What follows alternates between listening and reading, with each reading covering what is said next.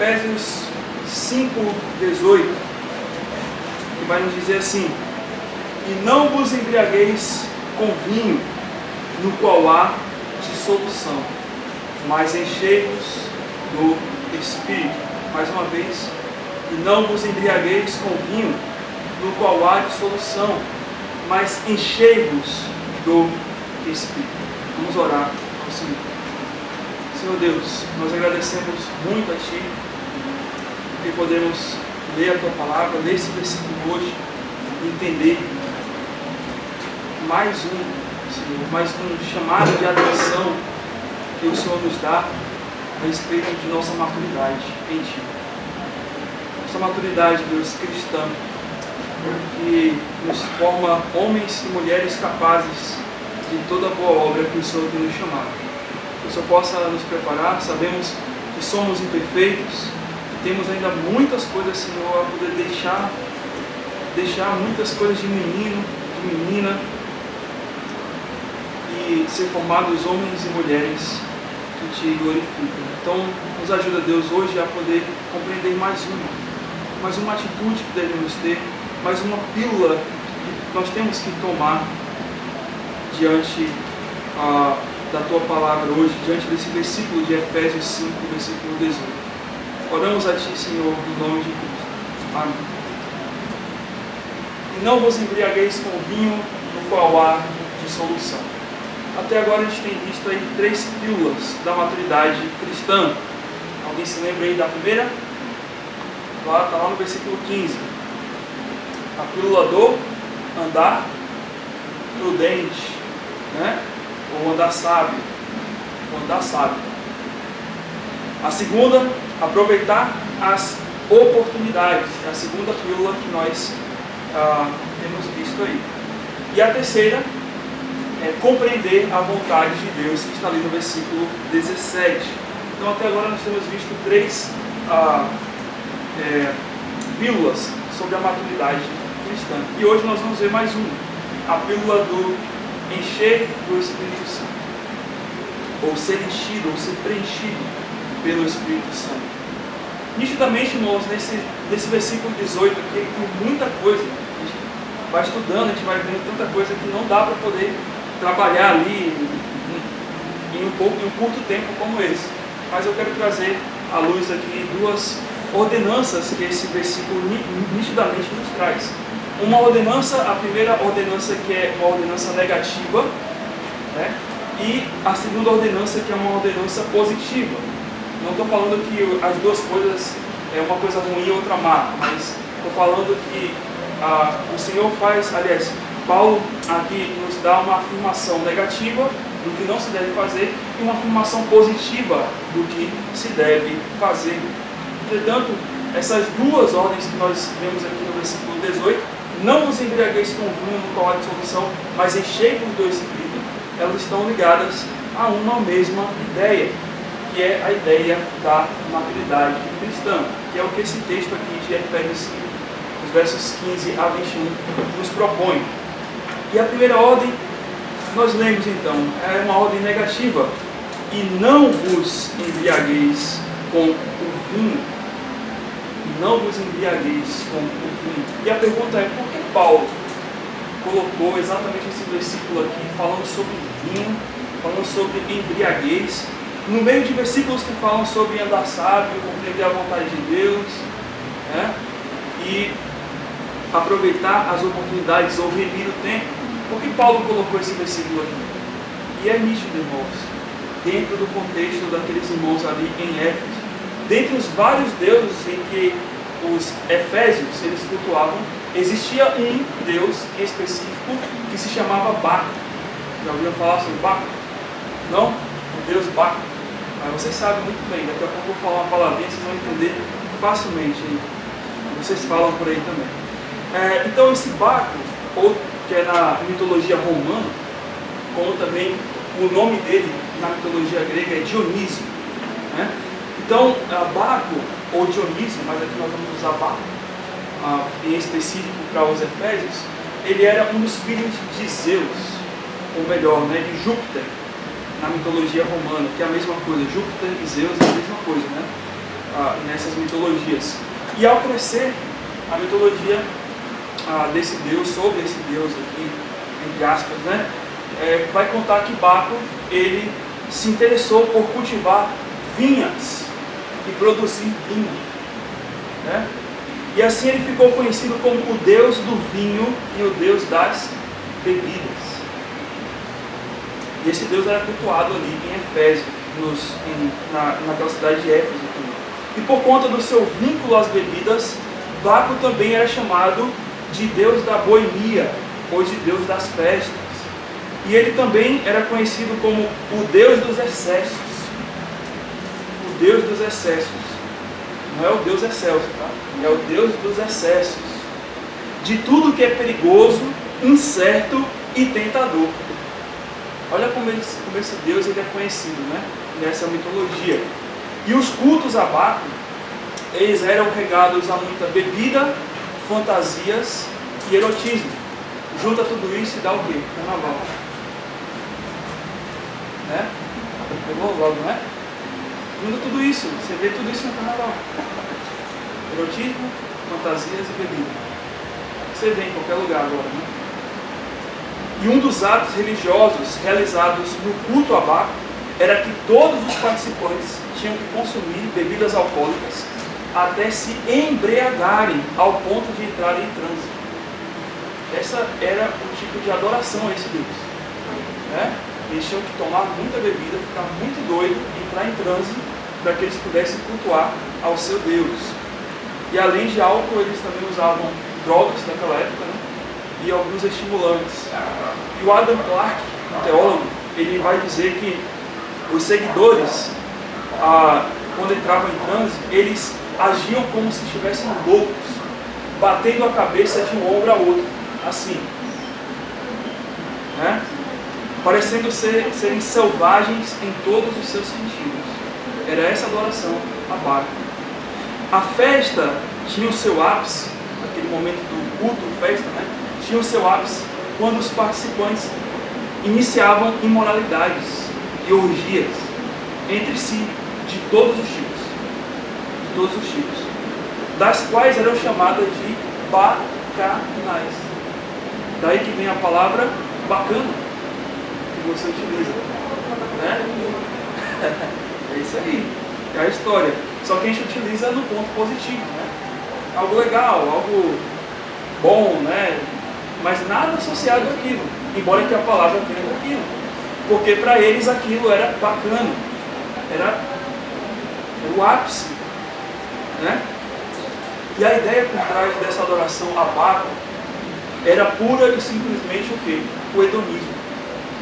O hedonismo é uma filosofia do qual a ideia predominante nessa filosofia é que o prazer, ou ela determina o prazer pessoal de qualquer tipo como o bem supremo do homem.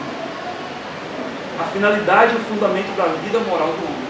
Ou seja, o bem supremo do homem para o hedonismo, para essas pessoas que adoram a Baco, que seguem isso, é que elas têm que aproveitar ao máximo a vida, fazendo tudo o que elas quiserem, do jeito que elas imaginarem, liberando seus instintos mais carnais e aí, de certa maneira, se descontrolando até e criando excessos para que ela possa sentir prazer e com isso ela chega ao objetivo principal da vida, né? Que é exatamente esse. O hedonismo, na verdade, em outras palavras, é uma entrega aos prazeres do coração, seja lá qual for. É isso que é o hedonismo. Logo, irmãos, quando Paulo dá essa ordem, não vos embriagueis com vinho, ele está levando em consideração esse cenário em que os efésios estão. Esse cenário. E ele utiliza a palavra vinho porque é exatamente, né, a bebida que se cultuava naquela época o Deus Baco. Com certeza, irmãos, muitos daqueles irmãos em Éfeso ali, eles estavam sofrendo, né? Eles tinham sido até seguidores de Baco antes de conhecerem a Cristo. Eles, com certeza, alguns deles já tinham passado por aqueles tipos de festa, vivido aquelas experiências terríveis, aquele lixo Satanás. E com certeza agora eles estavam sendo tentados a voltar de novo naquela maneira de vida. Por isso que Paulo diz, não vos embriagueis com vinho. Não voltem para aquela porcaria de novo, né? Para aquele sistema como o mundo e as pessoas praticam lá. E a pergunta é algo diferente no dia de hoje? Tem algo diferente no dia de hoje? Não. Talvez não tenhamos altares aí de Baco ou de Dionísio, né, nas praças da cidade, mas a adoração e a entrega ao prazer pessoal e mais carnal está acontecendo nos nossos dias, agora. A gente pode ver, ouvir, né, daqui. Estão ali, não sabendo que estão adorando a Baco. Nem sabem quem é Baco, porque na verdade Baco é só um objeto no qual Satanás coloca para uma adoração a ele, né? É um Deus falso, não existe Baco. Mas a questão é, as pessoas estão entregando-se ao prazer, fazendo aquilo que elas querem. E como muitos de nós, crentes em Jesus Cristo, somos tentados a voltar à adoração a Baco, entre aspas, né? Ou ao hedonismo, seja lá qual forma for. Seja lá qual forma for de prazer que exista em nossos dias. Bebidas, drogas, festas mundanas, pornografia, quer assistindo ou ouvindo coisas que nos embebedam, nos embriagam no pecado e nos faz cair mais e mais e mais no pecado. Né?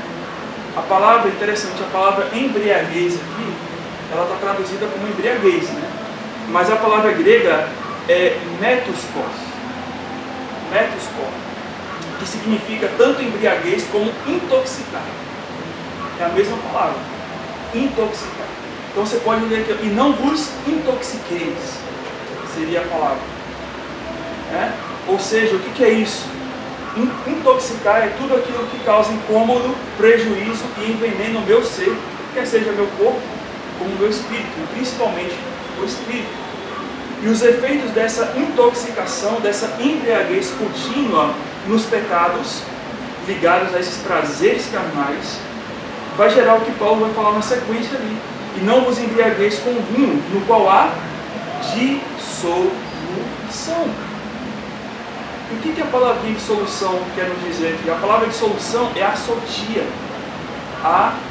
Assotia, ou associa, pode ser também. E essa palavra literalmente significa vida abandonada, ou sem vida, ou uma vida desregrada, ou desregulada, ou devassa, ou tumultuosa, ou marcada por excessos e extravagâncias. É a palavra que está falando assim, no qual há dissolução. É uma vida onde reina a agitação, o tumulto. Nunca a pessoa tem paz. Ela vive uma vida dissoluta, uma vida desregulada. Como seguia os seguidores de Baco, né? Quando a festa tinha o seu ápice, quando todo mundo ficava doido e saía do controle. Maluquice, né? Era uma vida maluca. Ou seja, pleno descontrole e desequilíbrio. Isso é o contrário do que, irmãos? De uma vida madura. Porque o que é uma vida madura? A gente já falou lá atrás, que é uma vida equilibrada. Uma vida madura, uma vida cristã madura é uma vida equilibrada. Não quer dizer que você não vai ter raiva, não quer dizer que você não vai ter, muitas vezes ficar triste, que você vai chorar, mas você vai ter esse momento, mas você vai fazer isso aqui, ó. Você volta. Você não vai. Né? Você se mantém. Você passou, veio a prova, a luta, o choro, a dor, mas eu voltei. Mas eu estou aqui. Porque eu sei que o meu lugar é aqui. É como um carro, né? Estou pilotando um carro aqui, vem um buraco, né? Um animal na pista, e aí você tem que desviar um pouquinho, mas você volta, ó. Mas eu sei, eu não posso desviar e ficar eternamente naquele desvio. Porque uma hora o carro vai descer. Eu tenho que voltar para a pista de novo, né? Não para a pista da festa, tá? Mas para a pista do carro, né? Não vai pensando em barco, não. é exatamente isso que ele quer dizer. E em Provérbios 21, nós lemos sobre o efeito dos que se entregam ao vinho. Mas aqui pode ser não só vinho, pode ser qualquer outra coisa do qual gere esse excesso, esse descontrole e o desregular da sua vida. Né? Até uma pergunta que eu faço a você: qual o seu vinho? Qual o seu vinho? Qual tem sido o seu vinho?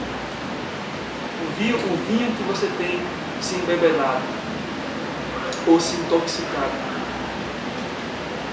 Provérbios 21 vai dizer o seguinte, vai falar sobre a perda do controle, que é o efeito daqueles que se entregam ao vinho ou qualquer outro tipo de pecado, vai acontecer. Né? Os vícios, né? O vinho é escarnecedor e a bebida forte alvoroçadora. Todo aquele que por eles é vencido não é sábio. O que o vinho causa? O vinho causa o quê? O subjugo. Aquele que bebe bebida forte, né, e bebida alvoroçada, são coisas desequilibradas, né? Ele é vencido, ou seja, ele é subjugado, ele perde o seu domínio, ele perde a noção. E isso o quê? Ele vai dizer que não é sábio.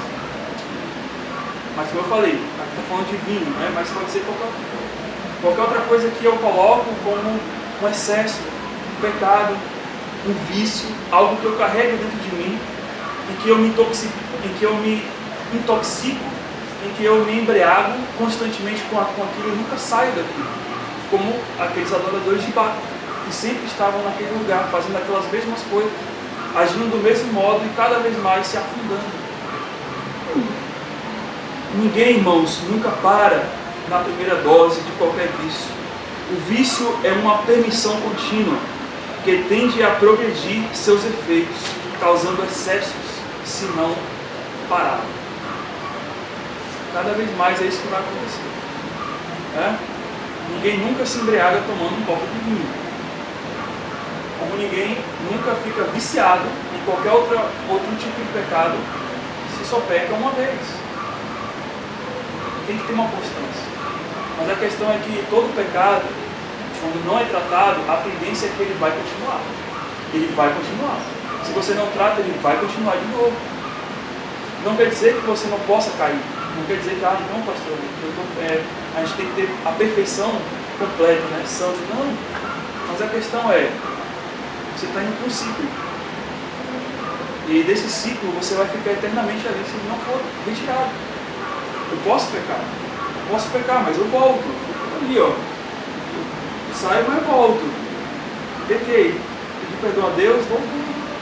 Mas a questão é que se eu vou, e vou continuando e vou, vira uma intoxicação, uma embriaguez na minha vida. E aquilo não é bom.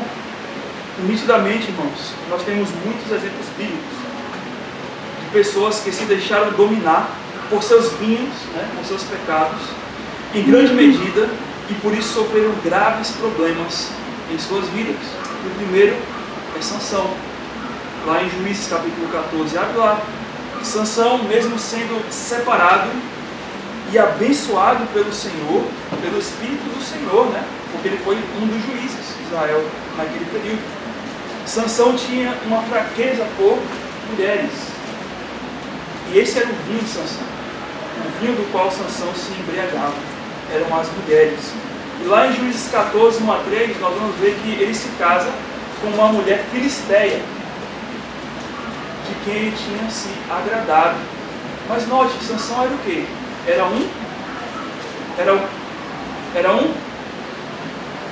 judeu, sim, é um nazireu, né? Mas era um judeu. Em outro lugar, ele era um judeu. Ele era um hebreu. E ele se casou com uma mulher o quê? Filisteia. Juízes 14, versículos de 1 a 3, que vai dizer assim: desceu Sansão a Timna, vendo em Timna uma das filhas dos filisteus, subiu e declarou ao seu pai e à sua mãe. Ou seja, nem perguntou, nem pediu conselho, né, nem falou nada. Ele disse assim, viu uma mulher em Timna das filhas dos filisteus, tomai-a, pois, por esposa. Né? Porém, seu pai e sua mãe lhes disseram, ainda eles tentaram, não há porventura mulher entre as filhas dos teus irmãos e entre todo o meu povo, para que vais tomar a esposa dos filisteus, daqueles incircuncisos? E aí desenrola toda a história e você vai ver um monte de massacre aqui acontecendo. Sansão matando o leão, fazendo isso, fazendo aquilo, indo para a terra dos filisteus e os filisteus querendo caçar ele e tudo mais. E aconteceu o quê? No final dessa história, vocês podem ler lá depois ali no capítulo 15, essa mulher de Timna, que eles tinham se casado, Sansão matou lá um monte de filisteu e aconteceu que tanto a mulher dele quanto o pai dela foram assassinados pelos filisteus porque eles tinham casado, porque ela tinha casado com Sansão. Olha como é que começa a tragédia. Mas Sansão não parou por aí não. No versículo 16, ele vai se prostituir com uma prostituta da cidade de Gaza, que era uma cidade dos filisteus. Olha só, olha o camarada, né? Ele tinha a bênção de Deus, tinha o Espírito Santo de Deus agindo ali, mas olha para onde ele está indo. Olha a caminhada dele. Juízes 16:1. Sansão foi a Gaza e viu ali uma prostituta e coabitou com ela. E foi dito aos gazitas, Sansão chegou aqui, né? Todo mundo queria casar, ou queria caçar Sansão. Cercaram, pois, em toda a noite e o esperaram às escondidas na porta da cidade, em toda a noite, e estiveram em silêncio, pois diziam, esperamos até o raiar do dia, então daremos cabo dele. E aí Sansão vai se sair disso também, mas lá na frente, nos versículos 4 a 5, novamente ele vai se apaixonar por uma mulher chamada quem? Dalila. Dessa ele não escapou, né? Ele pensou que podia pegar uma, pegar outra, não vai acontecer nada, mas essa daqui foi demais para ele, né? E aí, versículo 4 a 5 vai dizer, depois disso aconteceu que se afeiçoou a uma mulher do vale de Sorek, que era também terra dos filisteus, a qual se chamava Dalila. Então os príncipes dos filisteus subiram a ela e lhe disseram, persuade-o e vê em que consiste a sua grande força, e com que podemos o quê? Dominá-lo, amarrá-lo, para assim o subjugarmos. Irmãos, vocês estão vendo aqui? Que aqui está falando sobre embriaguez, né? O que o vinho, quando a pessoa bebe, né, e se embriaga, o que o vinho causa, né? O homem fica sem domínio, ele fica subjugado. Claro, o vinho de Sansão aqui eram as mulheres, e os filisteus entendiam que se Dalila seduzisse ele, encantasse ele com aquele vinho, né, que era eles poderiam subjugar Sansão, dominar ele, tirar ele da foco, né? Fazer com que aquela força dele, de certa forma, o segredo que ele escondia ali por ser nazireu, se perdesse. E foi exatamente o que aconteceu. Ao ponto que Sansão foi subjugado, né? Foi cortado os seus cabelos e ali perdeu a sua força. E quando vieram os filisteus para cima dele, ele estava amarrado, porque ela seduziu ele, né? E cortou os cabelos. E ele estava amarrado e logo os filisteus foram para cima. Ele tentou e não tinha mais força porque estava subjugado.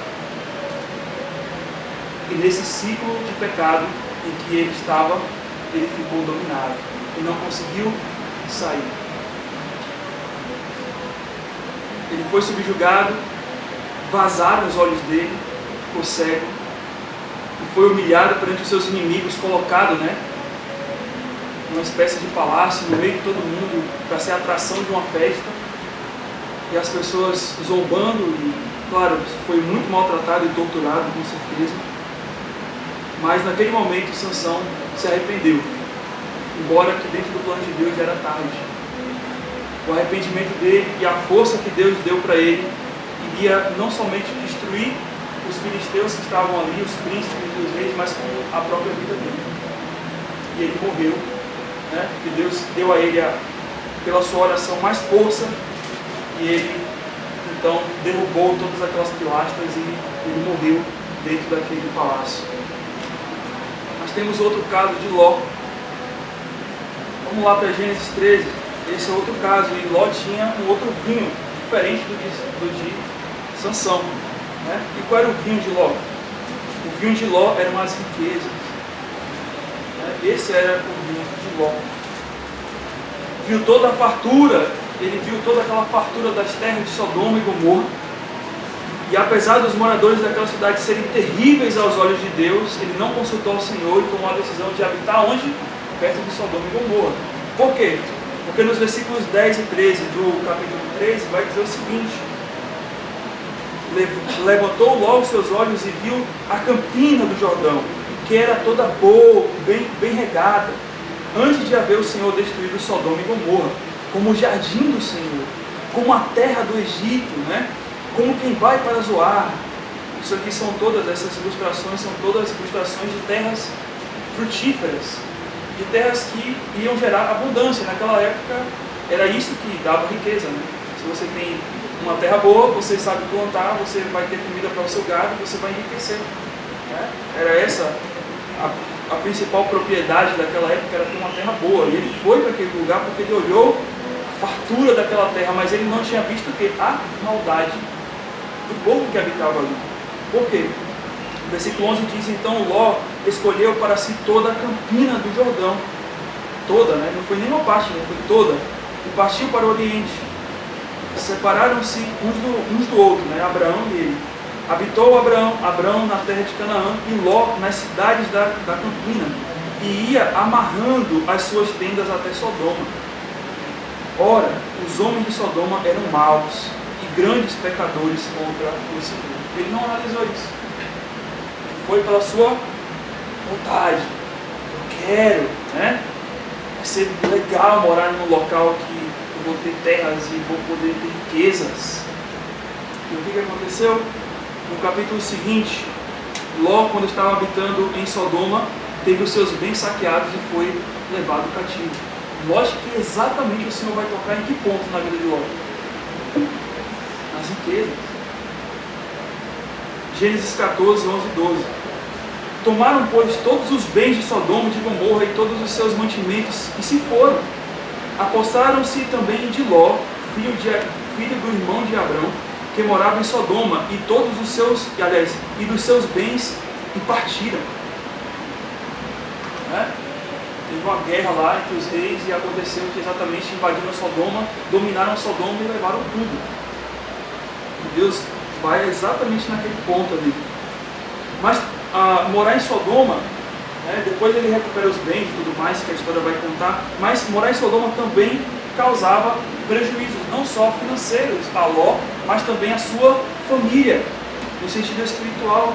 A família de Ló também foi afetada por morar em Sodoma. Em Gênesis 19, versículos de 1 a 8, nós vamos ler que o Senhor está prestes a destruir Sodoma e Gomorra por causa da sua maldade, mas o que acontece?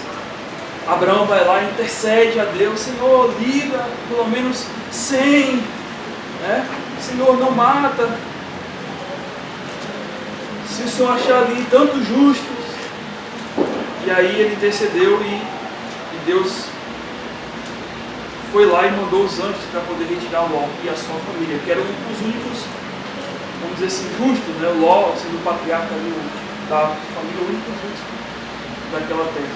E o que aconteceu? Gênesis 19, 1. Ao anoitecer vieram os dois anjos a Sodoma, cuja entrada estava Ló assentado. E estes, quando viu, levantou, indo ao seu encontro, prostrou-se o rosto em terra, e disse-lhe: Eis agora, meus senhores, vinde para a casa do vosso servo, pernotai nela, e lavai os pés. Levantavos-ei de madrugada, e seguireis o vosso caminho. Respondeu eles: Não, passaremos a noite na praça. Estou-lhes muito. E foram e entraram em casa dele. Deu-lhe um banquete, fez assar uns pães e comeram. Antes que se deitassem, os homens daquela cidade cercaram a casa, os homens de Sodoma, tanto os moços como os velhos, sim, todo o povo, de todos os lados, e chamaram por Ló e lhe disseram: onde estão os homens que à noitinha entraram em tua casa? Traze-os para fora, para que abusemos deles. Saiu-lhes então Ló à porta, e fechou após si, e lhes disse àqueles homens que queriam fazer aquilo, né? Rogo-vos, meus irmãos, que não façais mal. Tenho 2 filhas virgens, eu vos-las trarei, tratai-a como vos parecer, porém nada façais com estes homens. Imagine Ló criando as suas filhas no ambiente deles. Olha o que ele está a ponto de fazer, de entregar as suas filhas para que aqueles homens pudessem fazer tudo o que eles queriam, para que não pudessem abusar dos seus convidados. Olha o clima, né? E na sequência, eu não vou ler mais o texto ali, mas na sequência, quando Deus vai destruir Sodoma e Gomorra, Ló vai sair com a sua família, a sua esposa vai olhar para trás. Deus falou: sai de Sodoma e não olha para trás, e ela vai olhar e vai virar uma estátua de sal. Ou seja, Ló saiu com a sua família, mas o coração da sua esposa estava tão em Sodoma e ela se perdeu. Olha a consequência da tomada de decisão. E tem mais. E quando Ló saiu de Sodoma e foi habitar em outras terras, lá em Gênesis 19, 30 a 31, vai dizer que as suas próprias filhas bebedaram ele para se deitar com ele, para que pudessem então ter filhos com ele, para preservar a descendência. Tudo porque ele se embebedou pelo vinho da riqueza. Irmãos, os excessos e a intoxicação dos vícios, né, de Ló e Sansão causaram consequências desastrosas. Aqui nós falamos só mulheres, né, vinho, riquezas, mas pode ser qualquer coisa. Qualquer coisa que você tenha no seu coração, que se você não trata, se você vai criando excessos, vai causando mal na sua vida ao ponto de que você está cercado e não consegue mais sair. E você vai se ver exatamente como um tipo de Sansão e um tipo de Ló. Maior, irmão, irmã, do que a vergonha de assumir e se arrepender e tratar o pecado é a dor e a infelicidade que sobrevém ao coração por manter o pecado. Isso é pior. Isso eu tenho, porque assumir e se arrepender é libertador. Agora, guardar e manter, isso traz doença ao coração. E foi isso que Sansão e Ló fizeram. Sansão ainda no final, né? Mas já era tarde para ele. E não é diferente para conosco, irmãos. Podemos agir tão iguais como piores do que Sansão e Ló. Se não nos entregamos, se nos entregamos ao domínio dos nossos vinhos e nos intoxicamos com mais e mais pecados para viver uma vida dissoluta, no qual há dissolução. Porém, se tem algo negativo nessa primeira ordem que nós temos aqui, quando Paulo fala: e não vos embriagueis com vinho no qual há dissolução, nós temos algo positivo. Eu quero finalizar isso. Não acabou, não é o fim. Há a solução. E a solução qual é? Não vos embriagueis com vinho no qual há dissolução, mas enchei-vos do Espírito. Essa é a solução. Quer sair do ciclo?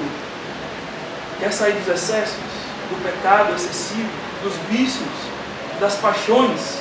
Quer parar de seguir a Baco, o Dionísio? O Dionísio, o Baco que habita no seu coração? O hedonismo que surge disso tudo? O segredo não, né? Não é segredo isso. Mas a ordem é uma ordem, não é um segredo. A ordem é enchei-vos do Espírito. Ao invés de perdermos o controle das nossas vidas com vinho ou qualquer outro tipo de hedonismo, se existe algo que devemos nos encher, é do Espírito Santo. E a palavra encher aqui é a palavra plerol, que no grego diz respeito a encher ao máximo, ser pleno, fazer abundar, ser completo. Ou seja, é extrapolar até, né? ser tão pleno, tão cheio. É como se Paulo está usando aqui um trocadilho, né? Não se embriague com vinho, que é um excesso, né? Mas se você quer se embriagar de algo, entre aspas, né? Se você quer realmente extravasar, extravase sendo cheio do Espírito. É isso que ele está falando. Se tem algo que podemos nos exceder em nossa vida, é do Espírito Santo de Deus. E o que significa então ser cheio do Espírito Santo? É falar com dons de línguas ou essas coisas miraculosas? É sair rodopiando, né, como seguidores de Baal? O que é ser cheio do Espírito Santo? Ser cheio do Espírito Santo é ser dominado, controlado e guiado pelo Espírito Santo de Deus para viver nas virtudes do Espírito Santo, no fruto do Espírito. É isso aí. Amor, paz, alegria, bondade, benignidade, mansidão, domínio próprio. Tudo isso aí só vem quando você é cheio do Espírito Santo. Para servir na vontade de Deus. Este é o pedido que Paulo faz a Deus a respeito dos romanos, lá em Romanos 15, versículos 13 e 14. E você vai entender exatamente aqui, porque Paulo está usando exatamente a palavra plerol, que é a mesma palavra que ele usa aqui para Efésios 5:18. Romanos 15, versículos 13 a 14, quando diz assim: e o Deus da esperança, olha o que Paulo ora a Deus pelos romanos: e o Deus da esperança vos encha, e a palavra encher aqui é o quê? Plerol. Vos encha de todo o quê? Gozo, paz. O que é gozo e paz? Fruto do Espírito. No vosso crer, para que sejais ricos de esperança no poder do Espírito Santo.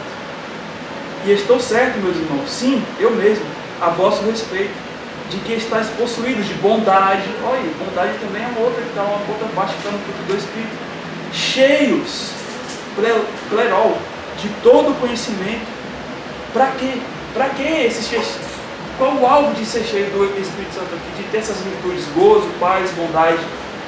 Paulo vai dizer: aptos para admoestar uns aos outros. Ou seja, aptos para o quê? Servir. É para isso que você é cheio do Espírito Santo. Não é como os coríntios, né, que imaginavam que ser cheio do Espírito Santo é para que você pudesse: olha como eu sou cheio do Espírito Santo, eu sou mais santo que você, porque eu tenho o Espírito Santo. Não! Ser cheio do Espírito Santo é para que você sirva a Deus. É para que você se entregue a Deus. E você seja usado por Deus em sua própria vida para Ele. Para que você admoeste uns aos outros. É para que você o sirva em tudo isso que Ele manda em sua palavra.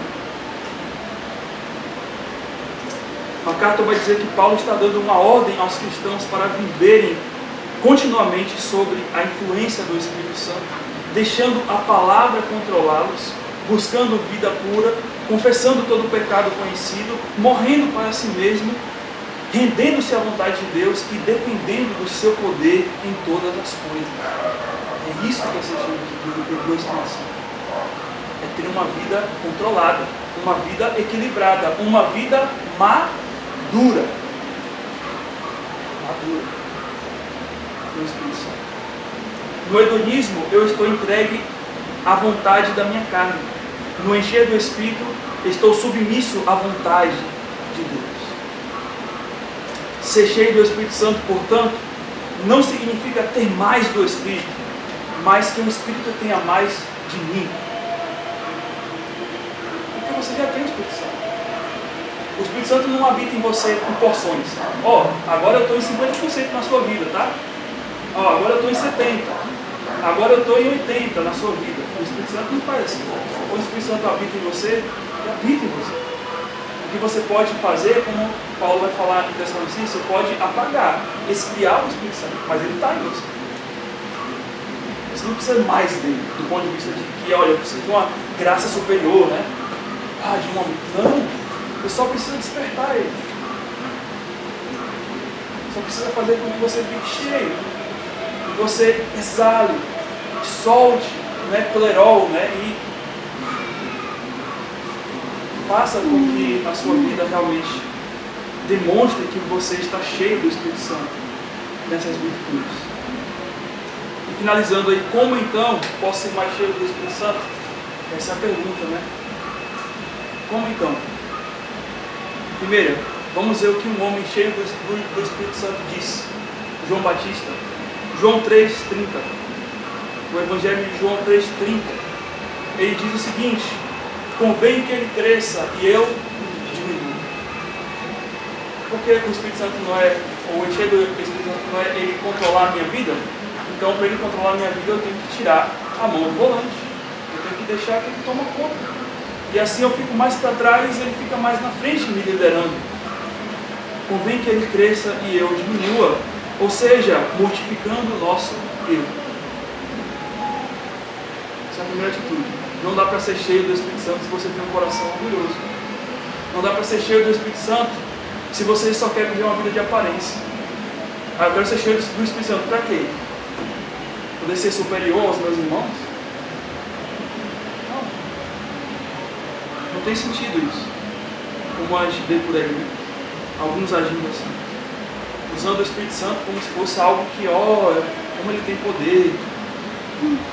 Segundo, vivendo a vida de Cristo.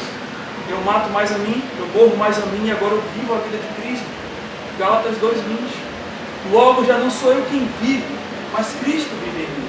E esse viver que agora tenho na carne, vivo pela fé do Filho de Deus, que me amou e a si mesmo se entregou por mim. Em terceiro lugar, orando. Atos 4:31. Tendo eles orado, tremeu o lugar onde estavam reunidos. Todos ficaram cheios do Espírito Santo e com intrepidez anunciavam a palavra de Deus. Note que isso daí, eles estavam orando, eles estavam buscando em Deus o quê? Vai ver na oração, eles estavam pedindo: ó Senhor, dá-nos uma graça especial. Não. Quer ver o que eles estavam pedindo? Vamos lá para Atos 4. Olha o que eles estavam pedindo. Na verdade, eles estavam agradecendo até a Deus. Nem pedindo estavam. Na verdade, estavam pedindo, né? Mas olha o que eles estavam pedindo. Atos 4.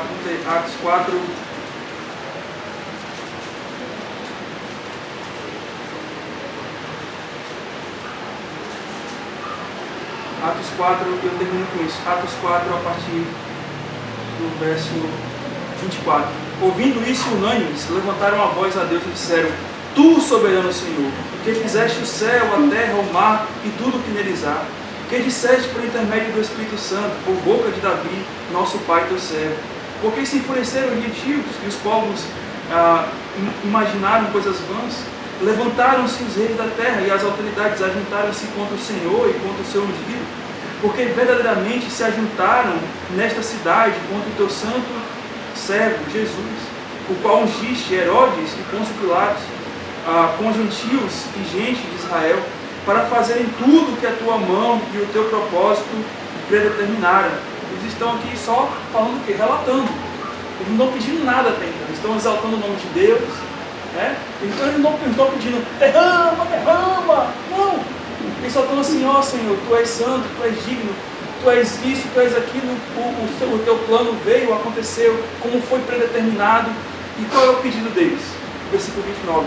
Agora, Senhor, olha para as suas ameaças e concede os Teus servos que anunciem com toda intrepidez a Tua palavra. Eles não estão pedindo assim: me dá mais, me dá mais. Não, ele está falando assim: Senhor, eu só quero ser capacitado mais para poder pregar a Tua palavra. Aí o Senhor viu o quê? Toma o Espírito aí, ó. Eu vou encher vocês do Espírito para que vocês possam com intrepidez pregar a palavra. É isso que é ser cheio do Espírito Santo. E como vem, né? E como é que veio isso tudo? Através da oração. Eles pediram a Deus: Senhor, eu quero ser usado por Ti. Eu quero ser usado plenamente por Ti. Então o Senhor vai me capacitar para que eu possa ser o quê? Cheio do Espírito Santo. E aí o Senhor vai dizer aqui no verso 31 que aquele lugar tremeu, né? Eles estavam ali reunidos, todos ficaram cheios do Espírito Santo e com intrepidez anunciaram a palavra. Encher do Espírito Santo, para terminar, é uma ordem de Deus. E Ele espera que obedeçamos. Não é um conselho, é uma ordem. Trata-se de um imperativo, de modo que se aplica a todos os cristãos, não apenas a uns poucos escolhidos. O verbo é usado no tempo presente. Continuem enchendo. Não é enchei-vos em ponto final, mas o verbo está continuem, continuem. Uma experiência que devemos desfrutar continuamente, não apenas em ocasiões especiais, mas também ser cheio do Espírito não é uma ação plenamente nossa. Não enchemos a nós mesmos, antes pedimos que o Espírito Santo nos enche. Foi exatamente aquilo que eles pediram. Dá-nos graça, dá-nos força, para que a gente possa pregar a Tua palavra. É isso que precisamos, Deus. É isso que é ser cheio do Espírito Santo. Mas para isso, temos que primeiro o quê? Deixar o vinho, né? Entre aspas, né? Qualquer coisa que seja, ou até pode ser o vinho, né? Mas qualquer coisa que possa ser um pecado não. Aí eu vou ser cheio. Se eu vou cada vez mais tirando isso, Deus vai encher o seu espírito ainda, mais e mais. Você cheio e controlado pelo Espírito Santo de Deus. Vamos orar. Senhor Deus, agradecemos porque o Senhor nos dá esse versículo precioso, Deus. Enquanto temos um mundo à nossa volta que está tão ligado aos seus desejos e paixões, está no hedonismo, Senhor, está embriagado em seus pecados, por causa disso perdidos espiritualmente. O Senhor nos chama e nos chamou para ser cheio do Espírito Santo. Um cheio que nos traz uma alegria, uma felicidade, uma paz que nenhuma pessoa do mundo agora está tendo os seus maiores prazeres hedonistas tem. E nós agradecemos a Ti, Senhor, por isso. Porque o Senhor nos chamou para experimentar de ser cheio do Espírito Santo. Nos ajuda, Deus, a não jogar fora essa promessa, a não jogar fora essa ordem, mas, de certa maneira, Deus, a nos colocar próximos e cada dia mais próximos a Ti, morrendo a nós mesmos, orando e pedindo a Ti que o Senhor nos use, e nos use cheios do Teu Espírito. Pedimos isso, Senhor, porque precisamos, em nome de Cristo. Amém.